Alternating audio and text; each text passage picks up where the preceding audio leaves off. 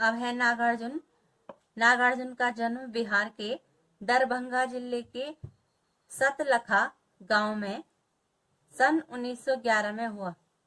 उनका मूल नाम वैद्यनाथ मिश्र था। आरंभिक शिक्षा संस्कृत पाठशाला में हुई। फिर अध्ययन के लिए वे बनारस और कोलकाता गए। 1936 में वे श्रीलंका गए और वहीं बौद्ध धर्म में दीक्षित हुई। बौद्ध धर्म की उन्होंने शिक्षा ली। 2 साल प्रवास के बाद वहीं रह करके 1938 में स्वदेश लौट आई। घुमक्कड़ी और अक्खड़ स्वभाव के धनी नागार्जुन ने अनेक बार संपूर्ण भारत की यात्रा की। घुमक्कड़ी माने घूमने वाले, अत्यधिक यात्रा करने वाले।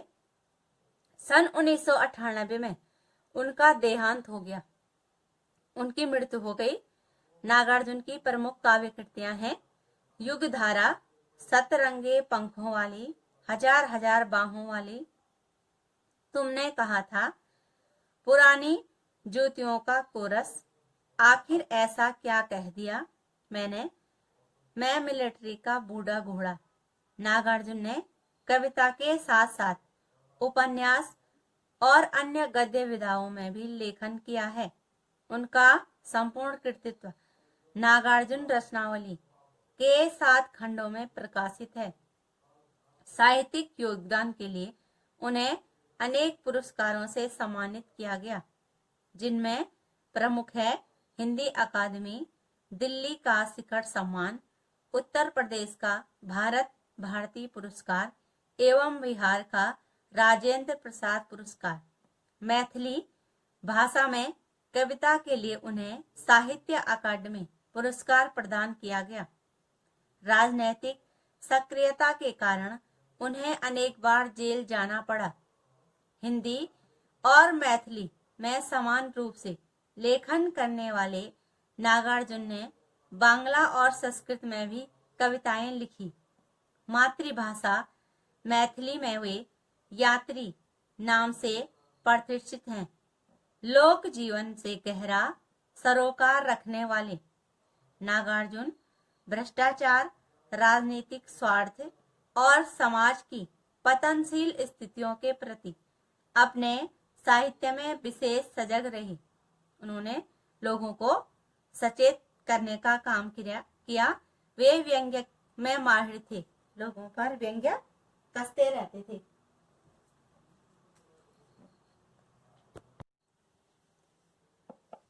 इसलिए उन्हें आधुनिक कबीर भी कहा जाता है।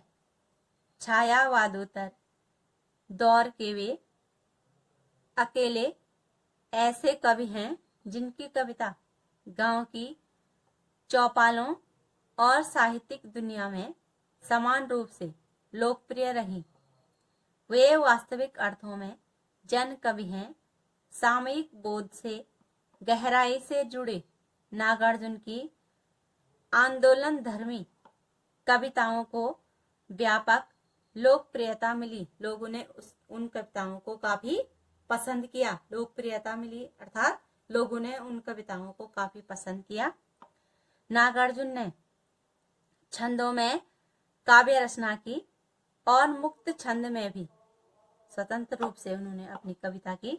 अब उनका पाठ है यह दंतुरित मुस्कान। कविता में छोटे बच्चे की मनोहारी मुस्कान देखकर कवि के मन में जो भाव उमड़ते हैं उन्हें कविता में अनेक बिंबों के माध्यम से प्रकट किया गया है। अनेक प्रकार से कवि ने उन भावनाओं को व्यक्त किया है। कवि का मानना है कि इस सुंदरता में ही जीवन का संदेश है।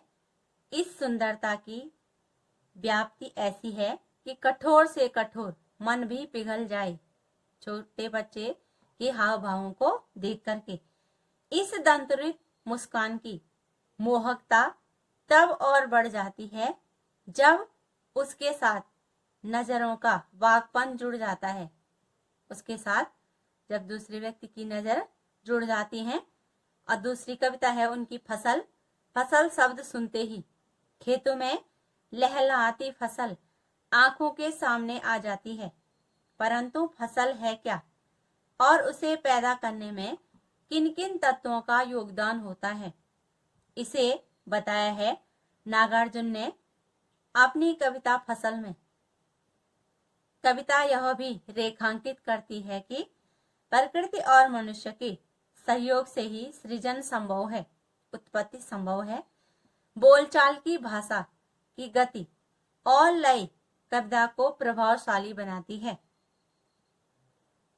कहना न होगा कि यह कविता हमें उपभोक्ता संस्कृति के दौर में कृषि संस्कृति के निकट ले जाती है। जब हम दूसरे पर अधिक आश्रित रहते हैं, उस दौर में यह फसल नामक जो कविता है, यह हमें कृषि संस्कृति के समीप ले जाती है।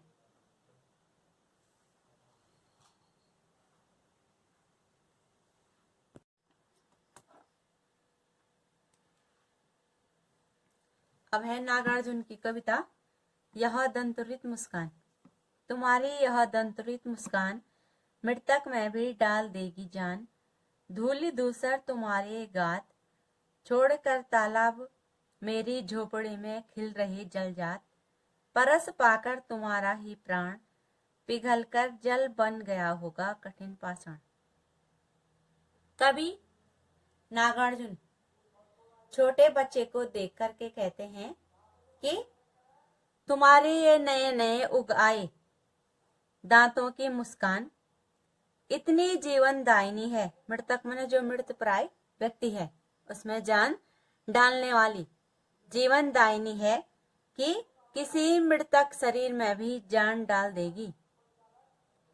धूल मिट्टी से, धूल धूसर, धूल मिट्टी से सने हुए तुम्हारे ये गात, गात माने अंग प्रत्यंग ऐसे लग रहे हैं मानो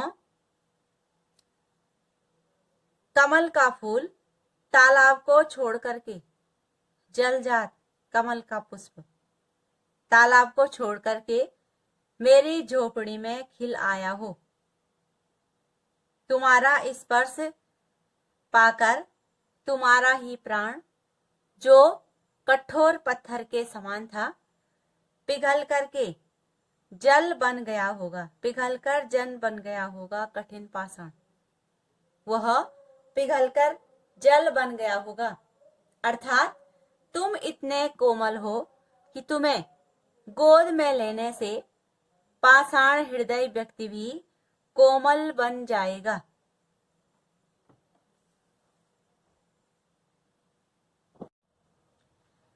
छू गया तुमसे कि झरने लग गए सैफालिका के फूल। बांस था कि बबूल, तुम मुझे पाए नहीं पहचान, देखते ही रहोगे अनिमेष। कवि कहते हैं कि तुम्हें स्पर्श करने से ही, तुम्हें छूने से ही व्यक्ति के हृदय में प्रसन्नता रूपी सैफालिका के फूल झरने लगेंगे। कवि फिर बच्चे से ही प्रश्न करता है कि तुम मुझे पहचान नहीं पाए,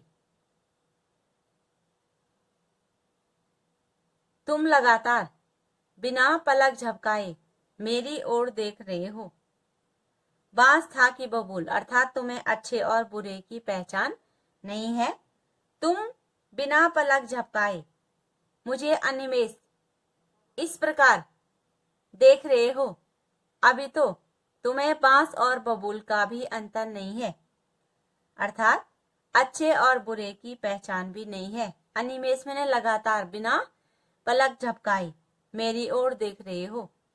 अभी तुम्हें अच्छे और बुरे की पहचान भी नहीं है। अब इसके शब्दार्थ हो गए।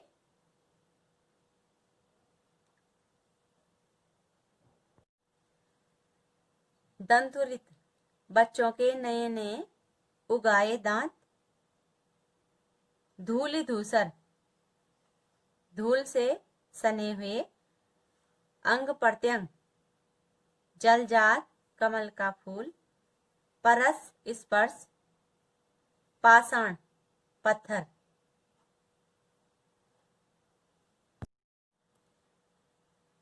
अनिमेष बिना पलक झपकाए देखना। अब इसमें प्रश्न पूछे जाते हैं कि कवि और कविता का नाम लिखिए। तो कवि का नाम हो गया नागार्जुन और कविता का नाम हो गया यह दंतुरित मुस्कान। दूसरा प्रश्न हो गया कि पद्यांश का भावार्थ लिखिए। तो भावार्थ हमने जो अर्थ पढ़ा।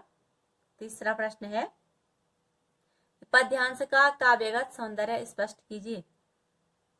पद्यांश का काव्यगत सौंदर्य में पहला हो गया कवि ने शिशु की मुस्कान के चमत्कारिक प्रभाव और उसकी सहज मोहक छवि, सरल भाव, उसके धूल से सरे हुए शरीर का अलंकारिक वर्णन किया है, जो कि बचपन में सबकी वास्तविकता होती है।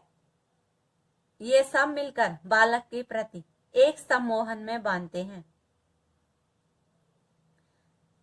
दूसरा हो गया बच्चे के निर्मल जीवन का यथार्थ चित्रण किया गया है। यथार्थ में जो उसका वास्तविक बचपन होता है उसका कवि ने वर्णन किया है। भाषा हो गई संस्कृतनिष्ठ, सरल और प्रवाहपूर्ण। अगला हो गया बांस और बबूल में प्रतीकात्मक शैली का प्रयोग किया गया है। छंद मुक्तक हो गया और अलंकार हो गया अनुप्रास, रूपक और उपमा अलंकार। अगला प्रश्न हो गया कवि ने जीवन का संदेश किसमें माना है। तो कवि ने बालक की निष्कपट मोहक मुस्कान में जीवन का संदेश माना है। निष्कपट माने उसमें कोई छल कपट उसकी मुस्कान में नहीं होता है और जीवन में निष्कपट मुस्कान में भी जीवन की सार्थकता समाहित है। अगला प्रश्न हो गया मृतक में कौन जान डाल देगी। तो मृतक में बच्चे की दंतुरित और कोमल मुस्कान जान डाल देती है। अगला होगा मृतक में जान डाल देने का आशय स्पष्ट कीजिए। तो मृतक में जान डाल देने का आशय हताश, निराश और उत्साह एवं स्पंदनहीन जीवन में प्रसन्नता, आनंद, आशा, उत्साह और कोमल स्पंदनों का संचार कर देने से है। उसमें नई ऊर्जा का संचार कर देने से है। अगला हो गया झोपड़ी में कमल कैसे खिल रहा है।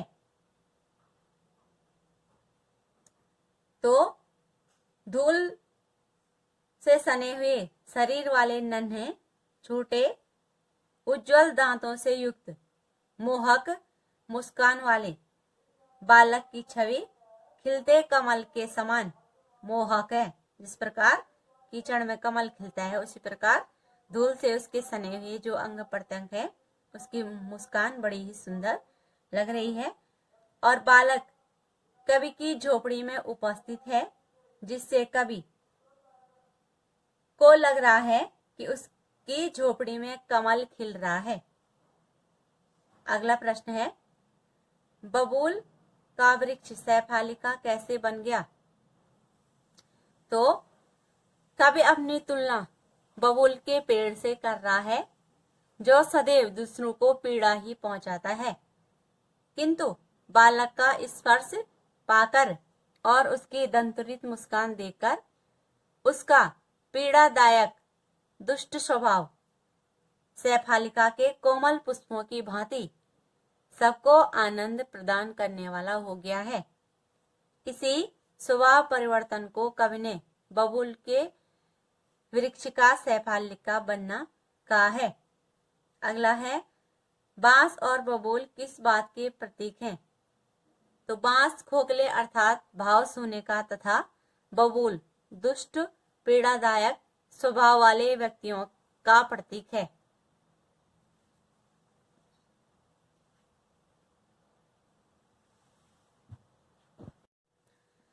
थक गए हो आंख लो मैं फिर क्या हुआ, यदि हो सके परिचित न पहली बार। यदि तुम्हारी माना माध्यम बनी होती आज, मैं न सकता देख मैं न पाता जान, तुम्हारी यह दंतुरित मुस्कान। धन्य तुम माँ भी तुम्हारी धन्य। चिर प्रवासी मैं इतर मैं अन्य, इस अतिथि से प्रिय तुम्हारा क्या रहा संपर्क। उंगलियां माँ की कराती रही मधुपर्क, देखते तुम इधर कनखी मार। और होती जबकि आंखें चार, तब तुम्हारी दंतुरित मुस्कान मुझे लगती बड़ी ही छविमान। कवि बच्चे से कहते हैं कि तुम लगातार मेरी ओर देखते हुए थक गए हो, लो मैं अपनी दृष्टि ही अपनी नजर ही दूसरी ओर घुमा लेता हूं। यदि मैं और तुम प्रथम बार में ही परिचित नहीं हो सके तो कोई बात नहीं। यदि तुम्हारी माँ तुम्हारा पहला परिचय माँ ने मुझसे न कराया होता तो मैं तुमको ना देख पाता और नहीं जान पाता, और नहीं तुम्हारे नए नए उग आए दांतों की मुस्कान ही मुझे दिखाई देती। कवि कहते हैं कि तुम और तुम्हारी माँ दोनों धन्य हैं।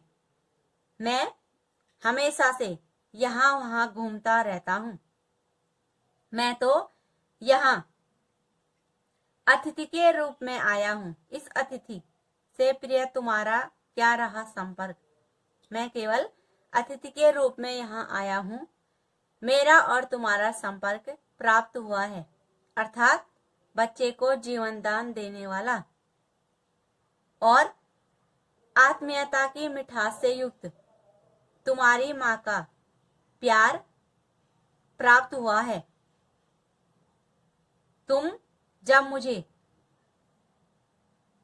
कनखियों से देखती हो और मेरी तथा तुम्हारी आंखें चार होती हैं, दोनों की आंखें आपस में मिलती हैं, तब तुम्हारे नए नए उग आए दांतों की मुस्कान वाली छवि मुझे अत्यधिक सुंदर लगती है, अत्यधिक अच्छी लगती है।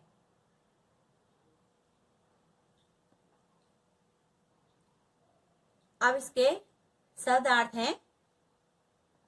चिर प्रवासी दीर्घ काल तक विदेश में रहने वाला। इतर दूसरा, और यहाँ पे आ रखा है मधुपर्क। इसमें दही, घी, शहद, जल और दूध का योग जो देवता और अतिथियों के सामने रखा जाता है, तो जनसाधारण इसे पंचामृत कहते हैं। तो वही स्नेह तुम्हारी माँ का तुम्हें सदैव प्राप्त होता रहता है, तो उसको मधुपर्क कवि ने कहा है। और कविता में इसका प्रयोग बच्चे को जीवन देने वाली आत्मीयता की मिठास से युक्त माँ का स्नेह बच्चे को प्राप्त होता है, इसलिए कवि ने यहाँ पर मधुपर्क शब्द का प्रयोग किया है। और कनखी तिरछी निगाह से देखना, छविमान माने सुंदर। अब कवि और कविता का नाम हो गया, कवि का नाम हो गया नागार्जुन, कविता का नाम हो गया यह दंतुरित मुस्कान। अब उपर्युक्त कविता का भावार्थ लिखिए। तो भावार्थ हमने जो अर्थ पढ़ा। तीसरा, पद्यांश का काव्यगत सौंदर्य स्पष्ट कीजिए। तो काव्यगत सौंदर्य में हो गया माँ और बालक के मध्य के आत्मीय संबंधों और असीम प्रेम का बड़ा ही सुंदर चित्रण कवि ने किया है। और भाषा हो गई संस्कृत निष्ठ शब्दावली से युक्त सरल, प्रभावपूर्ण और खड़ी बोली। रस हो गया वात्सल्य, अलंकार हो गया उपमा और अनुप्रास, छंद हो गया मुक्त।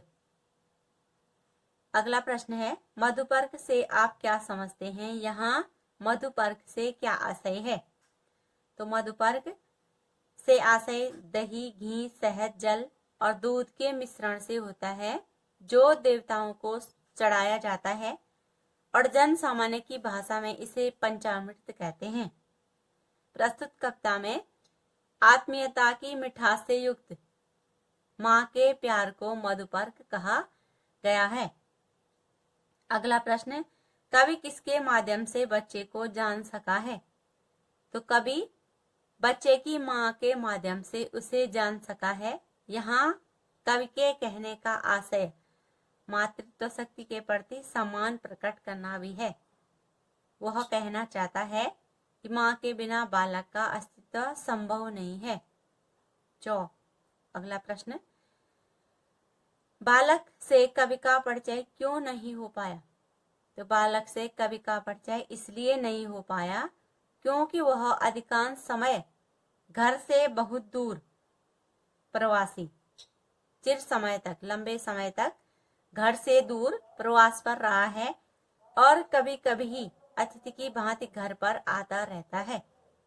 अगला प्रश्न, कवि को देखकर उसके प्रति बालक का व्यवहार कैसा था? कवि को देखकर बालक उसके विषय में जानने को उत्सुक रहता है, किंतु अपरिचय के कारण उसको प्रत्यक्षतः नहीं देखता। अगला प्रश्न, कवि किस किस को धन्य कह रहा है? तो कवि बालक और उसे जन्म देने वाली माँ को धन्य कह रहा है। धन्य तुम माँ भी तुम्हारी धन्य, कि तुम भी धन्य हो और तुम्हें जन्म देने वाली माँ भी धन्य है, क्योंकि उसकी माँ के कारण ही बालक से उसका परिचय हो सका है।